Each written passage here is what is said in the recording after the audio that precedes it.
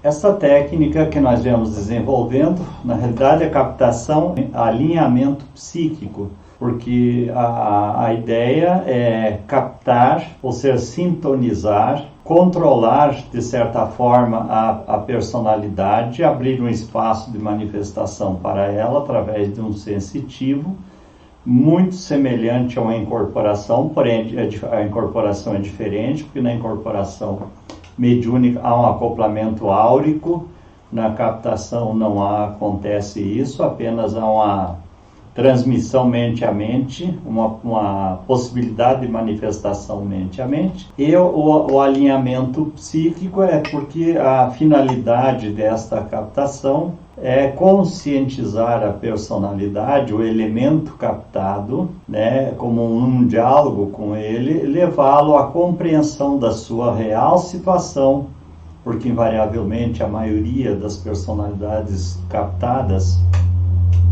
não tem noção da sua situação por questão de crenças religiosas, de conceitos ou preconceitos, né, ou desinteresse pela realidade psíquica e espiritual, não tem noção nenhuma sobre o fenômeno morte e o que acontece durante o fenômeno morte ou depois.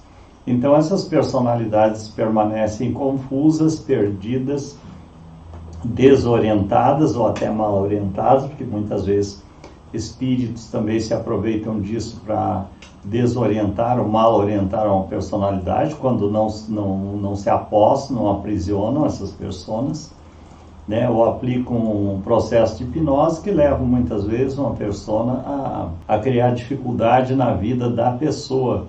E muitas vezes, por ignorância mesmo, essas pessoas se voltam contra a própria pessoa.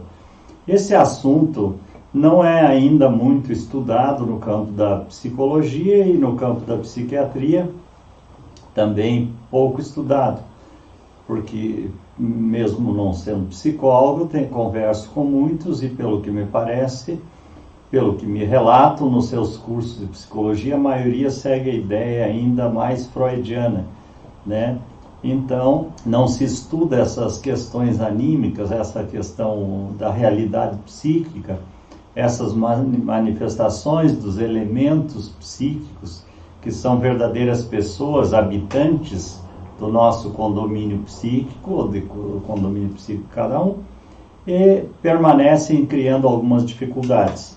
Então eu trouxe essa facilidade de acesso a isso desde criança, porque eu tinha memórias de existências passadas, principalmente de uma na Áustria, que eu me via numa outra personalidade, né? Possivelmente lá pela época de Mozart, porque eu lembro de umas festas onde Mozart se apresentava, ou seja, seus recitais ou suas audições musicais, e muitas vezes eu me via promovendo esses encontros.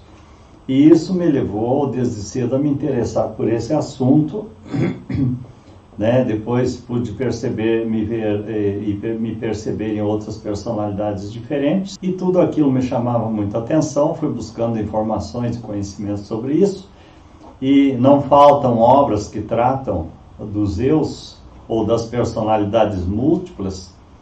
Inclusive esse estudo é bastante avançado na Associação Americana de Psiquiatria, aparece no Código Internacional de Doenças, que é o CID-10, ou no Manual das Patologias da Organização Mundial de Saúde, ele aparece, tá, trazendo essas questões de personalidades múltiplas, ou hoje, como é mais conhecido, como distúrbio dissociativo de identidade. E essas personalidades diferentes costumam interferir nas nossas vidas de alguma maneira, ou às vezes de uma maneira bastante assintosa, bastante prejudicial. Então o interesse foi se aprofundando, comecei a estudar a terapia de vida passada, inicialmente com a intenção de acessar essas personalidades. No entanto, a terapia acessava as memórias, mas não a personalidade diretamente. E mais tarde, estudando doutrina espírita, estudando os processos de sintonia com espíritos, fui percebendo que havia outras sintonias que não eram propriamente de espíritos, mas sim de parecia do espírito do vivo, do encarnado, né? E, então, estudando o assunto mais aprofundadamente na parte anímica da doutrina espírita, já comparando com aquilo que eu experienciava em terapias de vida passada e que eu estudava sobre personalidades múltiplas, sobre os eus, isto foi se tornando cada vez mais claro. Fazendo cursos, então, depois, e seminários com terapeutas de outros segmentos, como principalmente na área de terapia de vida passada, essa ideia, esse conhecimento, essa experiência foi se consolidando, me dando mais segurança para que eu pudesse trabalhar com esses elementos. Eu queria citar uma obra aqui que não tem o título sobre personalidade, mas tem referência sobre isso, que é a Iniciação Apométrica Terapêutica Medianímica. Esse livro foi feito para o trabalho de apometria, mas ele é um repositório de informações sobre personalidades múltiplas, exatamente para aqueles que seguem que praticam o trabalho de apometria pudessem ter uma noção mais clara dos elementos que se apresentam nas incorporações mediúnicas e que muitas vezes dão muito trabalho aos esclarecedores, aos doutrinadores, por não saberem que aquele não é um espírito livre, é um elemento, uma parte do psiquismo da própria pessoa e que precisa de um tratamento diferente. Então eu vou ler alguns pequenos trechos dessa obra para que vocês possam ter uma noção clara de quanto temos de informações preciosas sobre o assunto que podem nos esclarecer e podem esclarecer a todos os profissionais que trabalham na área do psiquismo ou da psicologia ou da psiquiatria, porque isso é que interessa para todos nós, e as pessoas que trabalham na área da mediunidade ou aos terapeutas de um modo geral, porque é comum num trabalho com terapias. Então todos aqueles que trabalham nessa área, quanto mais informações tiverem, melhor pode ser realizado esses trabalhos, porque na realidade todos, sem exceção, somos afetados por esses elementos anímicos, esses elementos do nosso próprio psiquismo, que são as personalidades múltiplas ou personas, como nós chamamos, e sofremos as consequências muitas vezes sem encontrar profissionais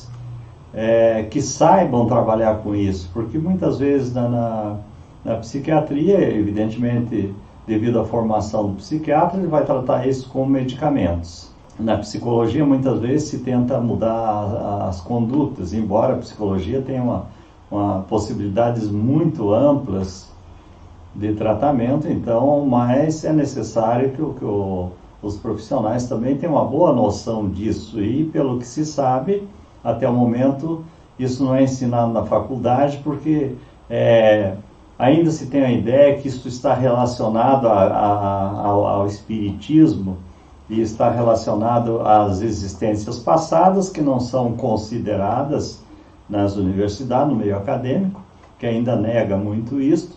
Evidentemente, o que não é considerado não se fala ou não se pode falar. Então, muitas vezes o profissional pode até sair da universidade sem diplomado, mas sem esse conhecimento ou sem experiência nessa área. Felizmente, muitos já estão buscando isso, já estão seguindo por esse caminho e vai se ampliando cada vez mais. Embora no mundo todo tenham profissionais altamente qualificados, dedicados a esse tipo de investigação, a esse tipo de experimentação e fazendo tratamentos com resultados muito positivos em função desses conhecimentos. Então, colocando alguns pequenos pontos aqui, nós tivemos no século passado um filósofo catarinense que talvez seja pouco conhecido, que chama-se Huberto Roden. Ele tem em torno de 60 livros escritos e ele estruturou um caminho filosófico que ele chamou de filosofia universica. E é bastante interessante o trabalho dele porque ele diz o seguinte: ele faz uma referência a esses conflitos de personalidades dentro da pessoa, esses conflitos psíquicos, e diz o seguinte, no livro Sermão da Montanha: é absurdo querer abolir as guerras ou revoluções de fora, as discórdias domésticas no lar ou no campo de batalha, enquanto o homem não abolir primeiro o conflito dentro de sua própria pessoa. É evidente esse conflito. Aliás, isso está na base da filosofia grega, do conhece-te a ti mesmo, do panteão grego, dos deuses gregos. Os deuses gregos referem-se às personalidades múltiplas em constante conflito dentro do psiquismo da pessoa. Não era o Deus criador que eles estavam se referindo ali, nem um grupo, um panteão de deuses que dominava o universo. Não, dominava o universo psíquico da pessoa. Então, a Rode continua dizendo o seguinte: nunca haverá nações unidas, nunca haverá sociedade ou família unida, enquanto não houver indivíduo unido.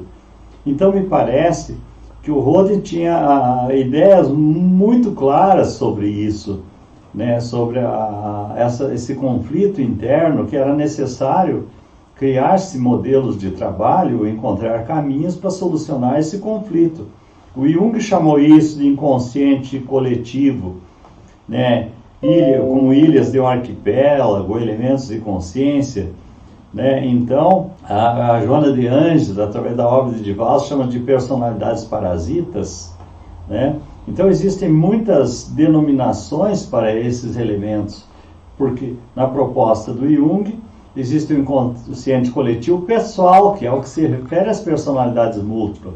Existe o inconsciente coletivo da familiar ou da humanidade, mas existe o inconsciente coletivo pessoal, que é onde existe o conflito entre os elementos psíquicos, os elementos anímicos, que prejudicam, que desarmonizam a criatura.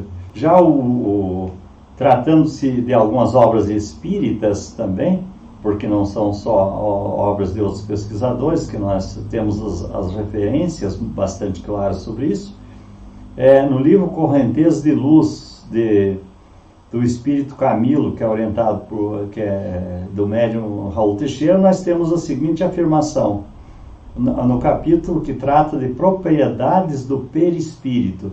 Perispírito é o que gira em torno do espírito, ou seja, a estrutura de suporte do espírito para a manifestação da consciência. Então ele diz o seguinte: o perispírito, pela imponderabilidade que o assinala, demonstram as tantas propriedades importantíssimas, responsáveis por enorme gama de fenômenos de profundidade, inexplicados muitos, por causa da ignorância em torno do assunto. Né? E diz mais: o corpo energético pelo meio do qual o espírito se expressa nos diversos campos da vida, em virtude da sua estruturação, guarda condições de participar de múltiplos fenômenos, em cada um deles determinando uma forma particular de manifestação.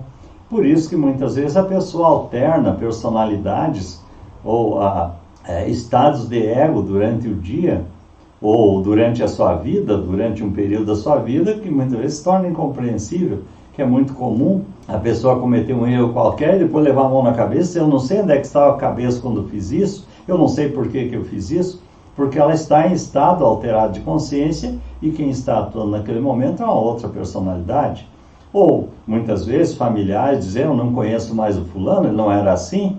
Nos casamentos isso é muito comum, a pessoa dizer: puxa, quando eu me casei com fulano, com a fulana, era outra pessoa, agora se transformou, não sei o que aconteceu. Então as alternâncias ocorrem em níveis mais suaves ou em níveis, às vezes, de forma muito agressiva, criando grandes transtornos e grandes problemas na vida da pessoa.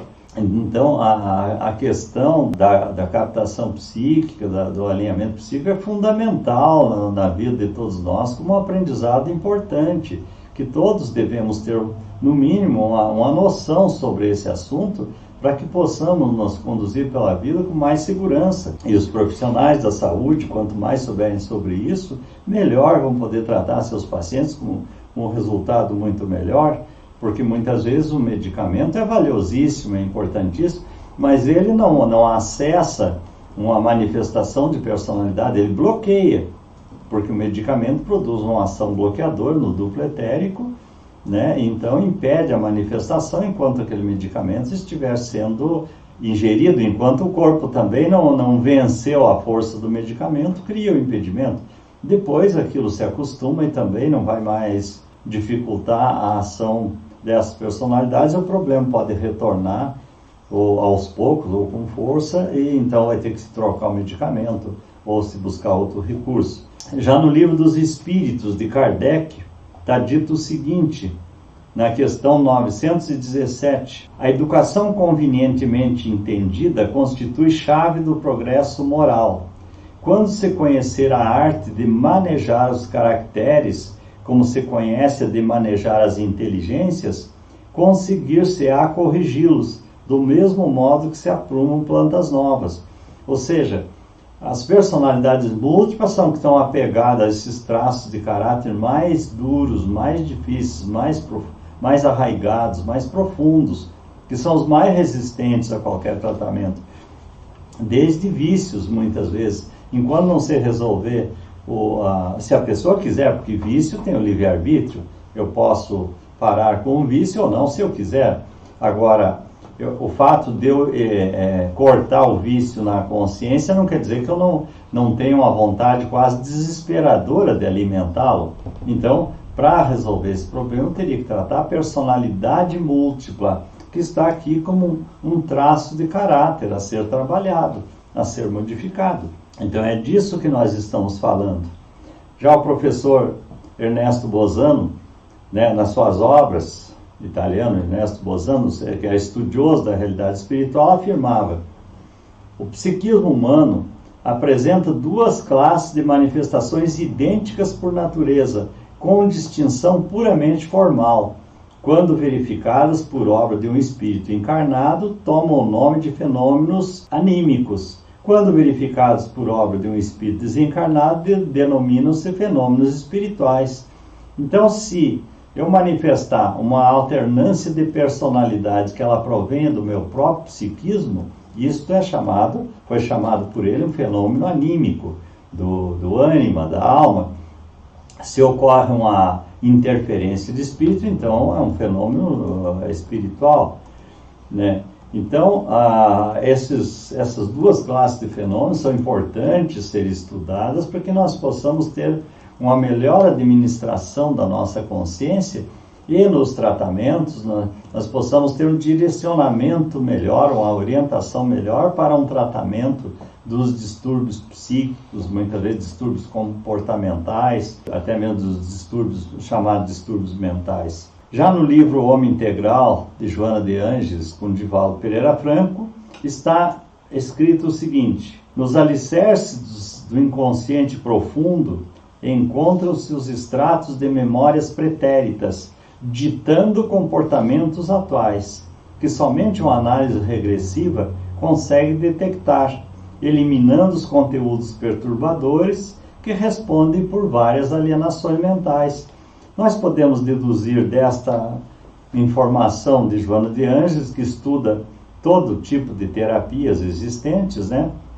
Ela é especialista em psicologia, em todas as áreas, todos os campos da psicologia. Então, ela está dando uma dica extremamente importante e preciosa sobre a raiz de problemas de difícil tratamento, de difícil diagnóstico, difícil resolução. Então, muitas vezes, só uma análise regressiva consegue detectar. E essa análise regressiva nem sempre pode ser feita diretamente pela pessoa. Ou seja, por terapeuta, aplicando uma terapia de vida passada. Ela terá que ser feita via captação psíquica, devido aos bloqueios que a pessoa possa apresentar, ou até mesmo os mecanismos de defesa que dificultam o acesso àquela informação, porque ela funciona como um instrumento de poder para aquela pessoa, um instrumento de ganho de alguma vantagem. Então, esses mecanismos de defesa impedem o acesso a essas informações. Já através da captação psíquica, esse acesso, esse impedimento fica anulado, porque não há como a consciência se utilizar de outra consciência para criar bloqueios. Ela pode agir por conta própria, mas não pode interferir na outra consciência, na consciência sensitiva, para impedir isso, já que a personalidade é acessível de forma independente do querer da pessoa, né? Já nos domínios da mediunidade de André Luiz, e aqui eu vou dar o capítulo, porque eu não gosto de fazer isso, eu gosto de deixar a pessoa ler o conjunto de obras todas, porque tem muito o que aprender. mas aqui eu vou dar o capítulo, na obra Domínios da Mediunidade. No capítulo 22, encontramos um relato sobre a formação do que é chamado nível de consciência ou personalidade múltipla emergida do passado. Então, o relator ali, o terapeuta espiritual, explica o seguinte: estamos diante do passado de nossa companheira. Está tratando uma pessoa encarnada. Então, a mágoa e o azedume, tanto quanto a personalidade supostamente exótica que dá testemunho, a mulher estava incorporada, tudo procede dela mesma. Mais adiante, André Luiz comenta o fenômeno anímico presenciado e diz o seguinte: nossa amiga supõe incorporar uma personalidade diferente, quando apenas exterioriza o mundo de si mesma. Ou seja, uma personalidade anímica, uma parte do seu psiquismo, uma persona do seu condomínio psíquico. A personalidade antiga não foi eclipsada pela matéria densa como seria de desejar. Quer dizer, a personalidade não conseguiu ser dissolvida na nova personalidade encarnada. A personalidade antiga não se dissolveu a ponto de se manifestar através da consciência com normalidade. Ela se apresenta com toda a característica da vivência passada, da encarnação passada. Então, ela se apresenta como sendo outra pessoa, mas ela é parte do mesmo condomínio psíquico. Então, daí a importância desses conhecimentos, desses entendimentos, para que as pessoas possam, então, resolver as suas dificuldades, superar os impedimentos que às vezes aparecem, como uma dificuldade profissional, uma dificuldade familiar, uma dificuldade nos seus relacionamentos sociais, nos seus projetos de vida, ou mesmo na sua saúde e no seu equilíbrio mental, porque muitas vezes uma personalidade perturbada de passado, presa a uma condição de uma síndrome de Down, de um distúrbio qualquer, pode se manifestar hoje trazendo dificuldades para a consciência, criando um embotamento de consciência, criando uma dificuldade na expressão, na fala, no raciocínio, na construção de uma ideia, enfim, tocar um projeto de vida, no relacionamento com as pessoas. É isso, então, é para isso que serve a captação psíquica. Então, se nós pensarmos isto como uma ferramenta de auxílio para as nossas vidas, não necessariamente pode ser utilizado como terapêutico, mas como ferramenta orientadora, né? Eu acho que conhecimento você utiliza onde você quiser, né? Se eu tenho um conhecimento como esse, eu tanto posso utilizar na minha vida em relação do meu dia a dia, quanto posso utilizar num consultório, se eu estiver numa condição de médico, de psicólogo, de terapeuta, enfim. Os profissionais que tocam nas pessoas como fisioterapeutas, pessoas que trabalham em salões de beleza ou coisa assim, são profissionais que tocam nas pessoas e deveriam ter esse conhecimento, porque muitas vezes você, ao tocar numa pessoa, você absorve a energia da pessoa e você passa a ter impressões, sentimentos ou reações que não são suas. Você pega isso vamos dizer que por osmose ou por sintonia mental, através dos campos magnéticos, né? Porque a energia magnética é transmissora de informações. Evidentemente que o tempero dessas informações depende do emocional de cada pessoa, do seu psiquismo, do seu modo de ser, da sua natureza.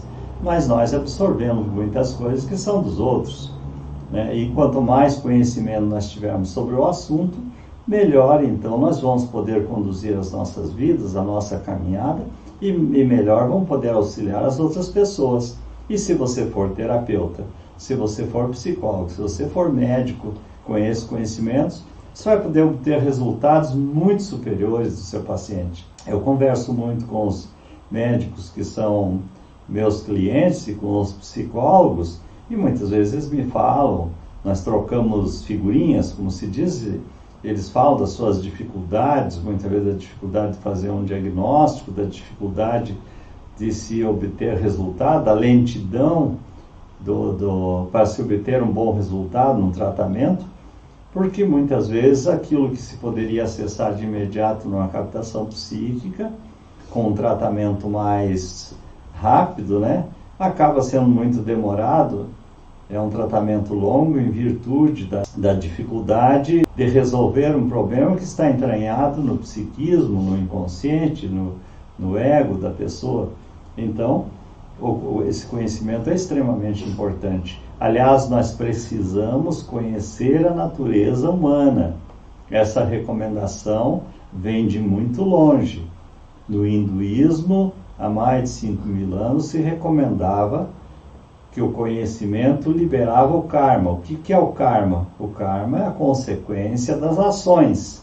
Se as ações forem negativas e geraram consequências más, um conhecimento sobre isso, sobre o passado da pessoa, levaria à possibilidade de resoluções mais rápidas desses problemas. Já no budismo se pregava, em torno de 3.600 anos atrás, se pregava o desapego, né? Porque muitas vezes apegos são extremamente danosos, o apego a uma conduta, a um comportamento, a um tipo de personalidade, a traços de caráter. Então, esses apegos ou a vícios são extremamente danosos. Então, se recomendava o desapego e o cultivo de virtudes. A filosofia grega recomendava o conhece-te a ti mesmo, que levaria ao conhecimento dos deuses e universo. Não é do Deus Criador, é desses pequenos deuses que nos dominam ocultamente as nossas condutas, gerando sintomas, problemas, distúrbios em nossas vidas, que são as nossas personalidades múltiplas e as personalidades múltiplas de outras pessoas. E depois chegamos em Jesus, que recomendou o conhecimento da verdade que liberta. Então, o conhecimento da verdade, da nossa verdade, nos leva a grandes libertações. A aceitação daquilo que não pode ser mudado e a mudança daquilo que pode ser transformado de alguma maneira, que pode ser eliminado de alguma maneira. Eu fui levado a esse modelo terapêutico por orientação de espíritos, porque me utilizava de tratamentos no centro da apometria. Eu sempre estudei, já falei, estudei a apometria, estudei a hipnose, fiz alguns cursos com outros terapeutas, fiz muitos seminários com terapeutas, aprendi muita coisa com eles, mas a minha grande experiência mesmo foi vivenciando, estudando e vivenciando, experimentando como as coisas funcionavam. E um dia, trabalhando em São Paulo, já isso em torno de quase 20 anos atrás, trabalhando em São Paulo, um espírito sintonizou numa paciente que eu tinha em São Paulo e ele recomendou que eu utilizasse este conhecimento sobre psiquismo e utilizasse de um sensitivo para acessar informações do inconsciente das pessoas, para entender os seus estados de ego ou as interferências de personalidades, que eu poderia conseguir resultados muito mais rápidos no modelo terapêutico, holístico ou complementar que eu sempre pratiquei. Aí eu sempre carregado de alguns preconceitos, entendendo que mediunidade e psiquismo, sensitividade eram a mesma coisa, não havia lido ainda com mais atenção o capítulo 26 do Evangelho, que trata desse assunto, que é a mediunidade e o que é psiquismo, o que é sensitividade, Então, ainda fiquei em dúvida sobre se eu deveria aplicar no consultório esse tipo de tratamento. Mas o espírito foi bastante convincente, me falou sobre o número de sessões terapêuticas, que eu iria diminuir em talvez 2/3 o número de sessões, gerando uma vantagem financeira para o cliente e uma rapidez nos resultados das sessões, me liberando para atender mais pessoas. Quando eu retorno de São Paulo para Lages, na semana seguinte, o mesmo espírito sintoniza a outra médium no centro, né, que eu não tinha falado nada sobre o assunto, ela não sabia de nada, e esse espírito me dá o mesmo recado através de outra médium, que eu deveria empregar esse conhecimento conforme ele tinha recomendado lá em São Paulo. Então, a partir daí, ainda já vencendo, superando meus próprios preconceitos com relação a esse modelo de atendimento, eu comecei a aplicar esse modelo de tratamento com grandes resultados. Daí em diante, procurei estudar mais profundamente o assunto, que eu já estudava por causa dos outros 2 modelos de trabalho que eu aplicava.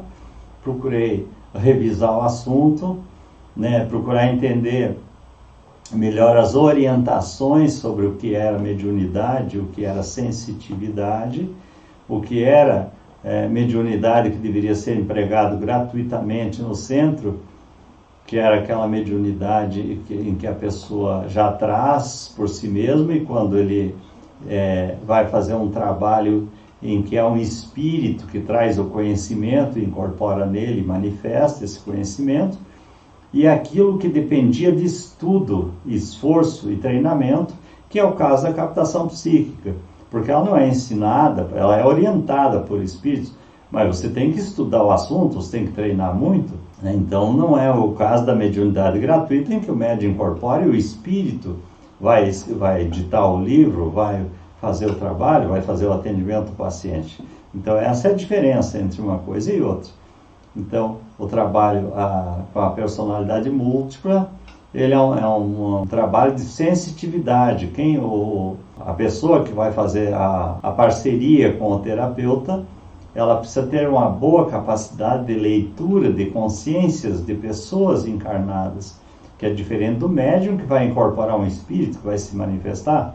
Então, o médium não precisa ter esse conhecimento. Já o sensitivo, para trabalhar no consultório, precisa desse conhecimento.